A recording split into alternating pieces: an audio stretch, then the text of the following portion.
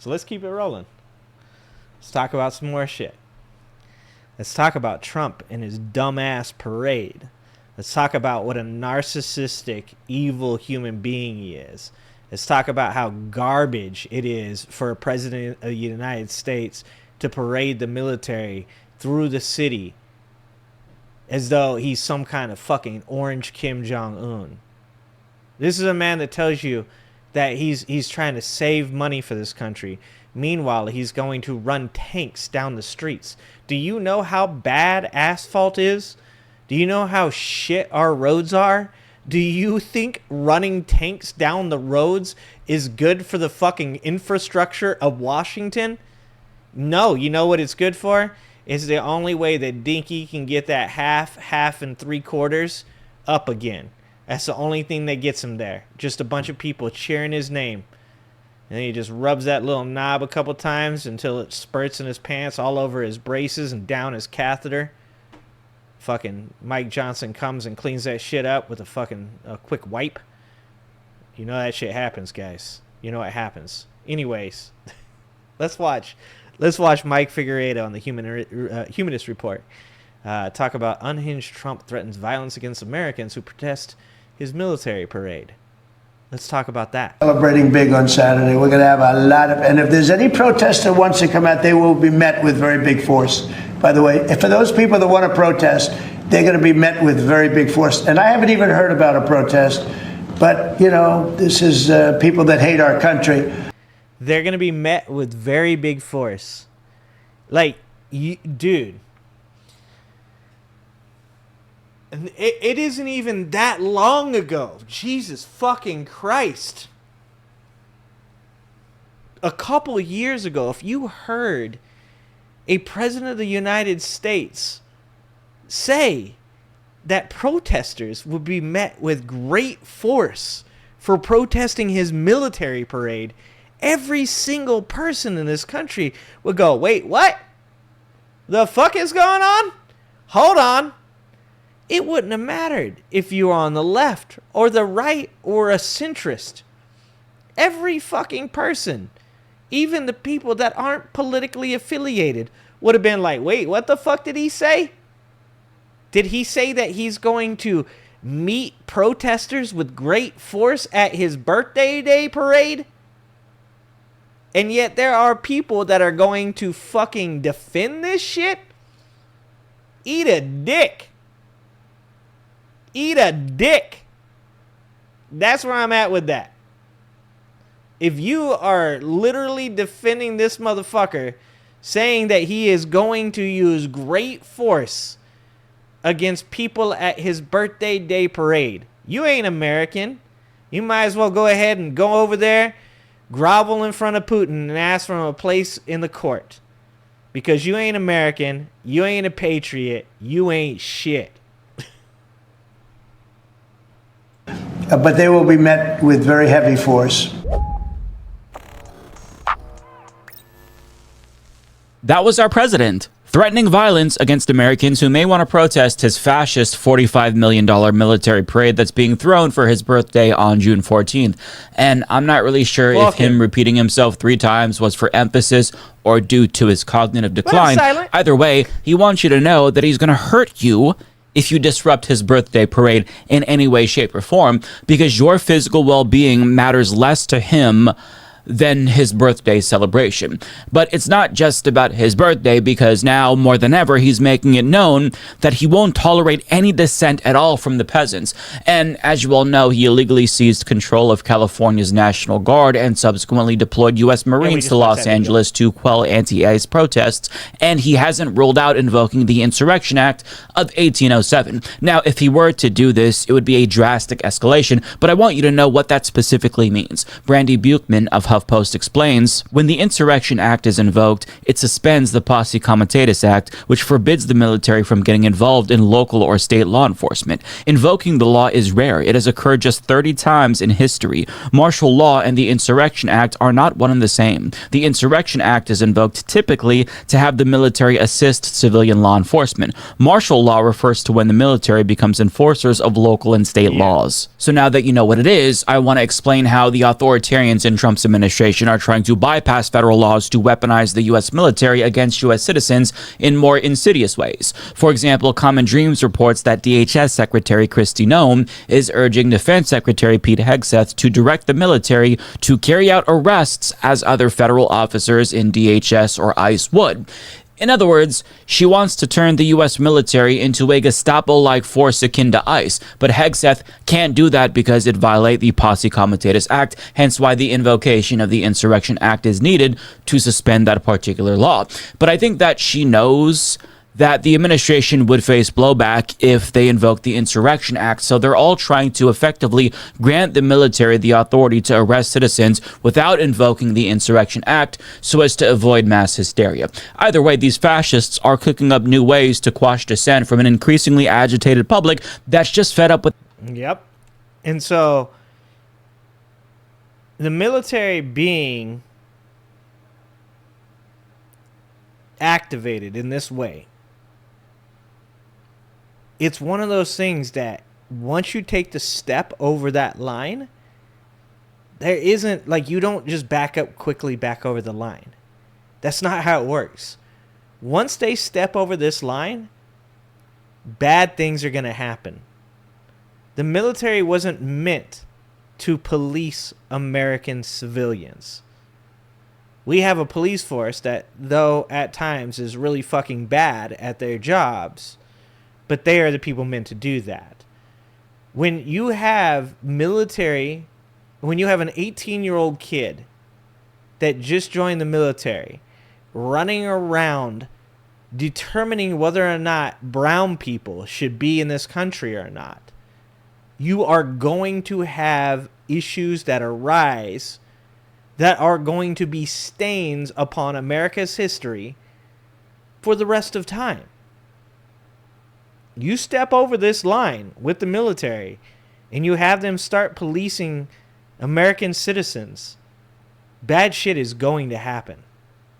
With their Hitlerian tactics, but unfortunately for them, their effects aren't having the effect that they hoped it would, because as NBC News reports, anti-ICE protests are turning into a nationwide resistance movement, with protests now taking place in 17 states and the District of Columbia, and by Wednesday, they'll likely have spilled over into even more states and cities. And these protests come at a time when the Trump administration is cracking down more, with a plan to send 9,000 immigrants to Guantanamo Bay as soon as this week, and he's also vowing to expand large-scale ICE raids like the one in LA that catalyzed the protests. Reaction to these large-scale ICE operations in Los Angeles, should people expect to see similar operations in the rest of the country? Yeah. And will similar protests see similar response? As you know, we're moving murderers out of our country that were put here by Biden or the auto pen. Actually, fuck.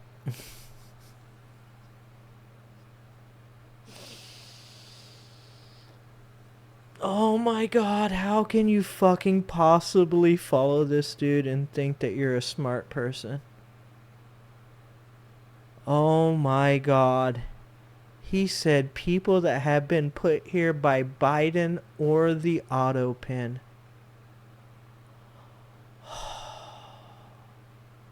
There's just not enough shallow puddles, guys. There's not enough shallow puddles. There's just not. There's not. Because if there were, if there are enough, we could take care of this. These fuckers are going to have to share some shallow puddles. Face down, ass up. If you drowned, I don't give a fuck. You're kicking out innocent, hardworking people, including American citizens with cancer. Oh, dude. You're the murderer.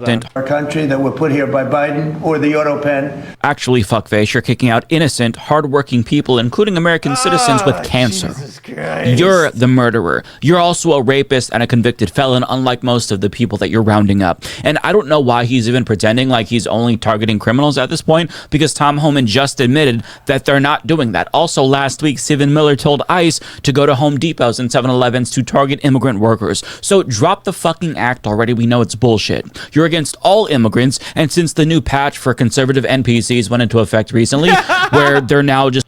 Look at that shit. Look at that shit. Holy fuck. Word for word, these fucking NPCs, dog. Oh my God, they might share a brain. I'll give them that. The interconnectivity could be that there are so few brain cells left on the right that they're actually sharing them to be able to type out that many words. Like that is a full paragraph, multiple sentences with commas. They might need to combine their powers to come up with a tweet like that. That's pretty good. That's pretty good. Just coincidentally chirping about banning all, quote, third world immigration, legal or illegal, I think it's safe to say. I wonder if that came from Russia. That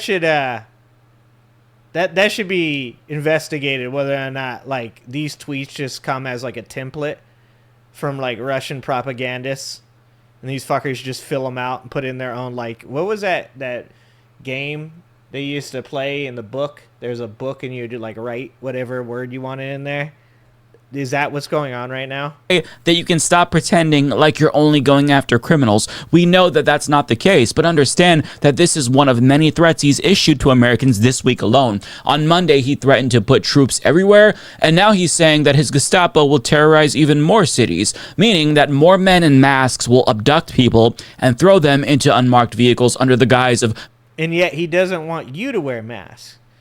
Like, how the fuck can you make this right in your head? That the dude has employed people that wear masks, that bear no identification, are ripping people off the street, and then the dude tells you, if you protest, you can't wear a mask. How much of a fucking cuck are you?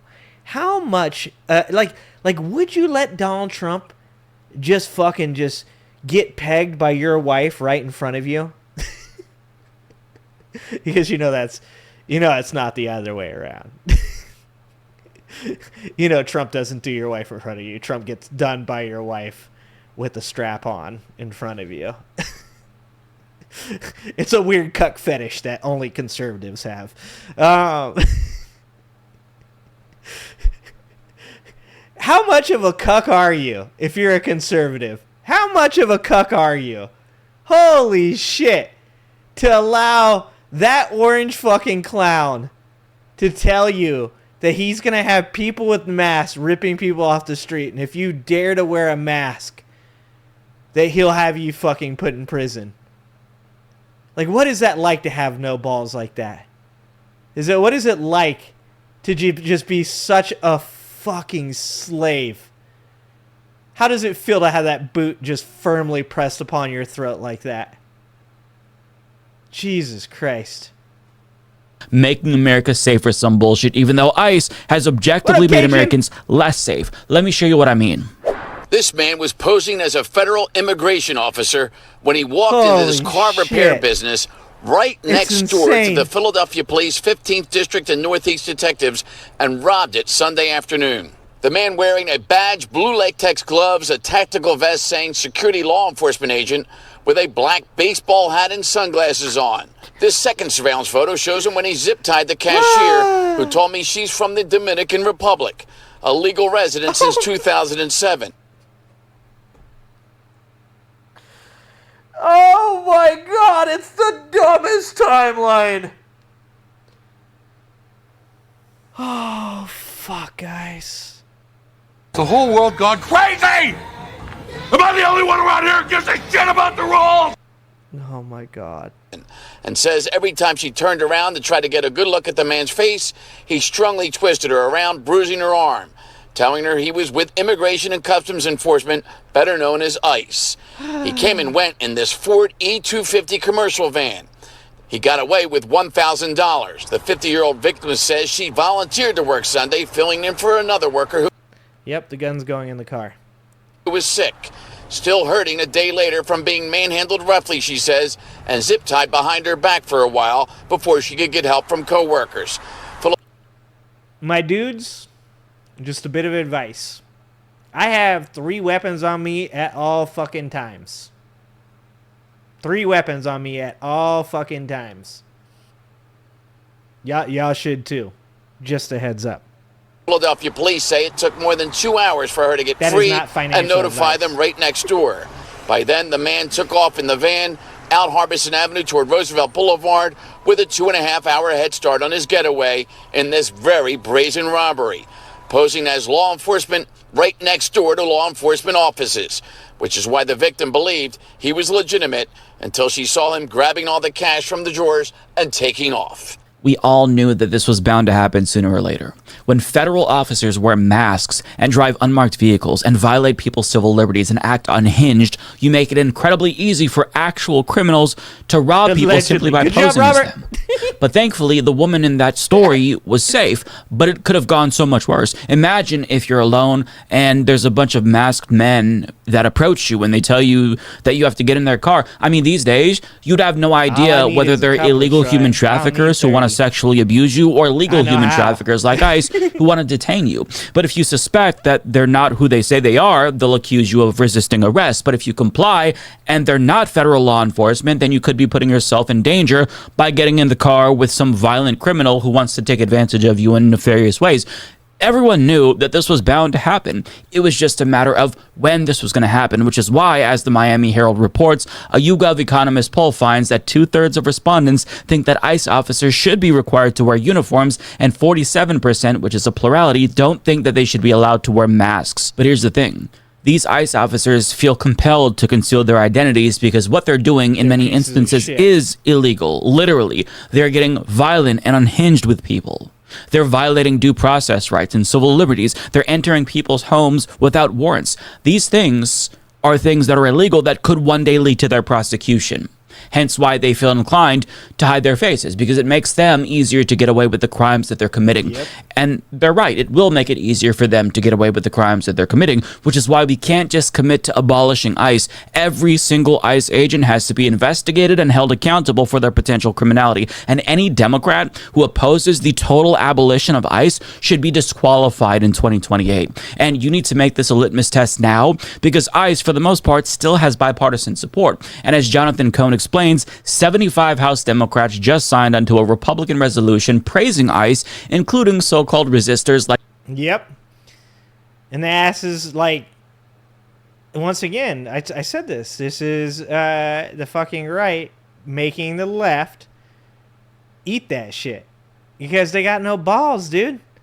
Because what did they say? They said it was a disavowalment of that Egyptian dude that hurt those Jewish people. And so pretty much they put this inside of the same what is it called when they do that? Fuck, I forgot. But God, why can't I think of the term right now? But it's where they say it's opposite of a censure, where they say that a person has done something good, so they're applauding it. I'm sure fucking Mike's probably about to say it. I'm a moron. And they put that shit in there to make them look bad. Because if they don't sign up on this shit, then it looks like they support that Egyptian dude hurting those Jewish people. And it's like, this is the problem with the left, man. This is the problem with the left right here. You got to grow a pair of balls. You got to be loud. You got to talk shit. I see Eric Swalwell's ass on there. You about to get a phone call, dog. Like Eric Swalwell and Lucy Macbeth, as well as the more unhinged genocide-supporting centrists like Wesley Bell, Shontel Brown, and Richie Torres. These Democrats are fascist collaborators expressing support for Trump's Nazi-like Gestapo force, and they should never win another election again. All of them. But I think that Democrats, they sign on to these things because they're naive and they think that it's going to make them appear reasonable when there's no reasoning with fascists. You're not going to be able to get them to bring you into the fold if you somehow make them see you as reasonable or one of them. All they care about is power and domination. That's it. And the same goes for Bernie as well, who didn't do something as egregious as them.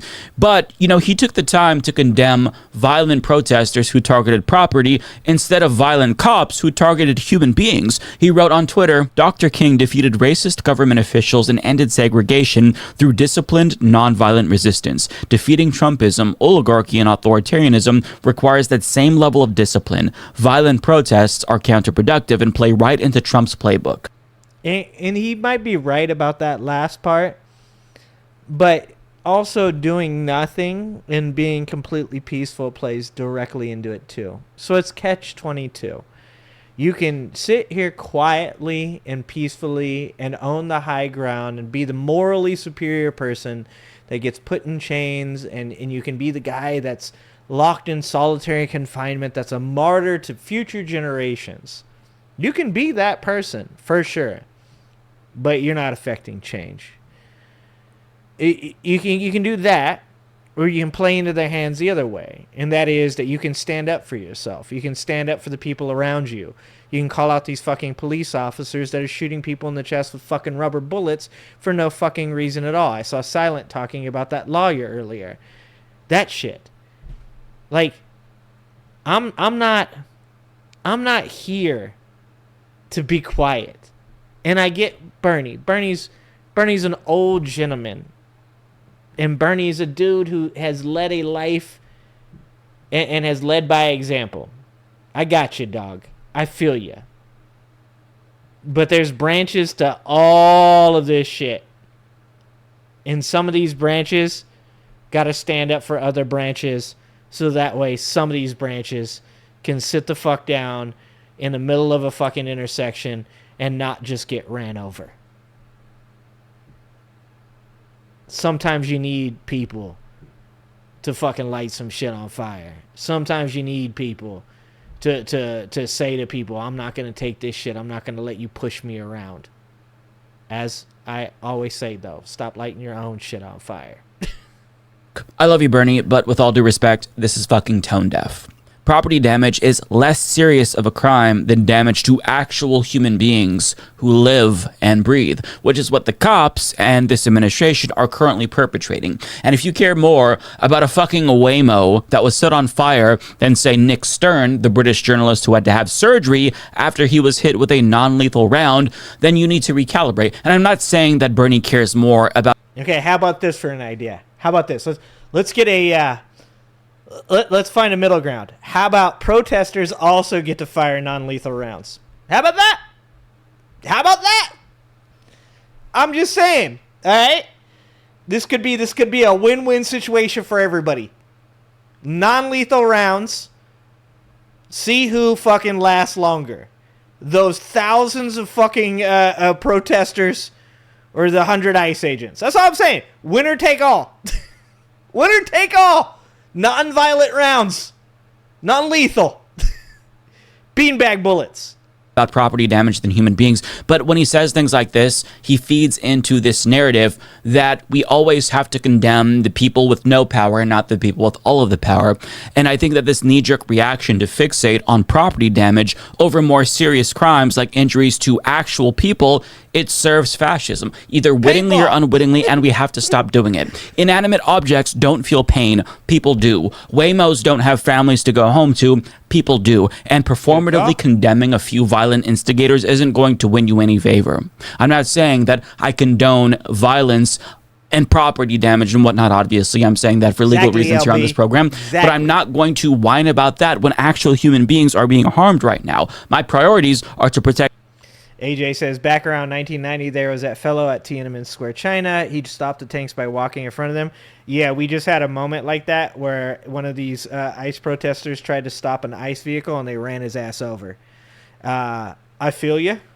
And I think that Tiananmen Square thing is a very powerful picture. And it's fucking sad to think that what happened in Tiananmen Square is the positive example. And the negative example is an ICE agent running over a protester in America today. So, like, I feel you, 100%. But these people aren't stopping the tank. If there was a tank, they'd run his ass over. People, not property. And on the subject of Dr. MLK Jr., his peaceful approach didn't buy him any goodwill. I say this because the overwhelming majority of racist-ass Americans disapproved of the civil rights movement during the 1960s, despite their peaceful tactics, including freedom rides, sit-ins, and peaceful rallies. And as Caroline Kwan put it, there is no way to protest against fascism that the fascist powers will deem acceptable. When protest is peaceful, they respond with violence. When protest is not peaceful, they respond with violence. So ultimately, those who are siding with ICE, the cops, and the federal government believe that the only correct form of protest is no protest at all. And she's exactly right. Property damage pales in comparison to the violence being perpetrated against actual human beings, and we can never ever lose sight of that fact. So remember, violence from ICE, as well as potential warfare against Americans by the U.S. military that this administration is trying to instigate, that is the real crime here. Trump is threatening to harm or potentially kill American citizens. And at a minimum, he wants to use the military that's theoretically supposed to protect us to intimidate us. That right there is the serious crime that we cannot ignore, and I refuse to let pearl-clutching bootlickers distract us from the real outrage here, which is Donald Trump's authoritarianism, and you shouldn't let that noise distract you either. There we go. Dude, back the fucking back. That's what I'm talking about. That's what I'm talking about. First, Kyle. Good job, Kyle. First of all, Kyle Kalinske with a dope-ass video. Not taking this shit fucking, I'm not gonna be peaceful. I'm gonna be peaceful. No, good job, Kyle. Good job, Kyle. Fuck that shit. Okay? And then Mike, right afterwards, with that same energy, that's what I'm fucking talking about. That's what I'm talking about. I'll take it away from you and stick it up your ass and pull the fucking trigger till it goes click. Thanks for watching. If you like this video, please like and subscribe and hit that notification bell. And check out that video on the screen now.